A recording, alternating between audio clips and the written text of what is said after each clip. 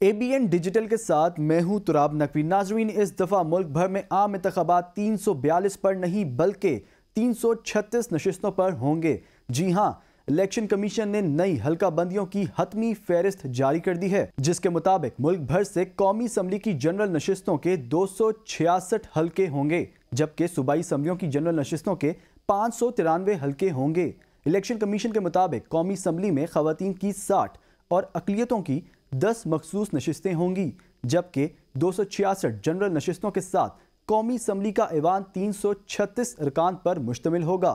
ایوان میں خواتین کی 60 مخصوص نشستوں میں سے پنجاب میں خواتین کے لیے 32، سندھ میں 14، خیبر پختونخوا میں 10 اور بلوچستان میں 4 نشستیں مخصوص ہوں گی۔ اس طرح گزشتہ قومی اسمبلی کے اراکین کی مجموعی تعداد 342 سے 6 نشستیں کم ہو کر 336 ہو جائے گی۔ اگر کم ہونے والی نشستوں کی تفصیلات کے بارے میں بات کریں تو پنجاب میں جنرل اسمبلی کی 7 نشستیں کم ہوئیں، جبکہ بلوچستان میں 2 اور وفاق میں 1 نشست کا اضافہ ہوا۔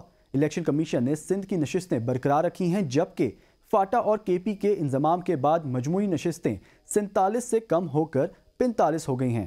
یاد رہے کہ الیکشن کمیشن نے ملک بھر میں 8 فروری 2024 کو عام انتخابات کا اعلان کر رکھا ہے اور انتخابات اعلان کردہ حتمی حلقہ بندیوں کے تحت ہی ہوں گے۔